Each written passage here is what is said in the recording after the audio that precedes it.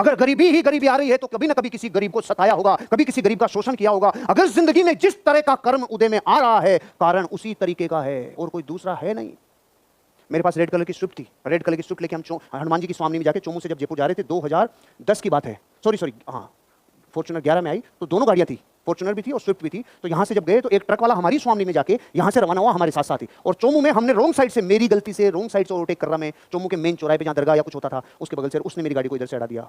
मेरा नेटवर्क इतनी भारी, मेरे अंदर उसका घमंड, और मैंने कहा यार अड़ा दिया भाई। मैंने इतना सा बोला, जितने में मेरे लोग, थाने वाले, सब जानकार सारे लोग, तुरंत ट्रक को रोक लिया। चोमू 15 मिनट रोके रहे, आधा घंटा रोका रहा। मेरी आत्मा में कुछ किलकारी तो हो रही थी, लेकिन फिर भी उस माहौल से मैं अपने आप को रोक नहीं पाया, और उस आदमी से 10,000 रुपए लिए। और जब वो दे रहा था तो मेरे, जब जब जिंदगी में कुछ अलग हो रहा होता है ना, तो आपकी आत्मा में हैमरिंग होती है, जो हैमरिंग सुन ले वो रुक जाता है। हम वो सुन नहीं पाए उस आहट को, और वो 10,000 रुपए लिए आगे चला गया। वो भी चला गया, मैं भी चला गया। कोई भी घटना बिना कारण नहीं होती। 14 जुलाई 2011 को, 14 जुलाई 2011 को 2 ही महीने हुए थे फॉर्च्यूनर को लिए हुए।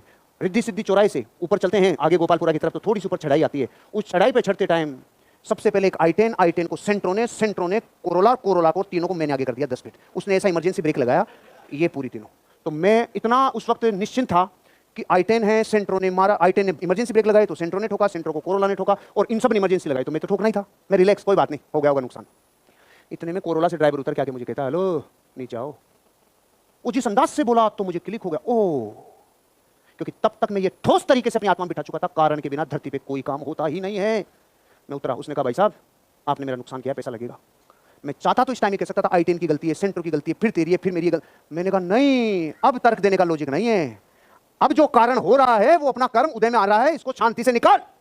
मैंने कहा अभी तो मैं एयरपोर्ट जा रहा हूँ, ये मेरा कार्ड है और मैं आपसे फिर मिलता हूँ। वो पीटी इंस्टीट्यूट के मालिक की गाड़ी थी। पीटी एक इंस्टीट्यूट होता था, आज भी शायद होता है, नहीं होता, टोंक रोड पे। उसके मालिक की मैंने कहा मैं आपके पास आ रहा हूँ। मैं 2 घंटे बाद वहाँ गया, उनसे सारी फॉर्मेलिटीज के लिए बोला। मैंने कहा इस गाड़ी में जो भी रुपये आपका लगेगा, इंश्योरेंस के अलावा जितना रुपया लगेगा, कितना ही लग जाए मैं दूंगा। महीनों तक उनका फोन नहीं आया, और महीनों बाद जब आया तो 6,600 कुछ रुपये का बिल बना। मैंने उनको ट्रांसफर कर दिया। अब मैं आपसे कहता हूँ, जीवन में अगर उस दिन मैं ये समझता कि इसमें मेरी गलती नहीं है, लेकिन ये लो ने मेरी जिंदगी बनाई है। धरती पे कोई काम बिना कारण के होता नहीं है। सांप भी तब काटता है जब आपने पहले सांप के जीव को आपके जीव ने काटा हो।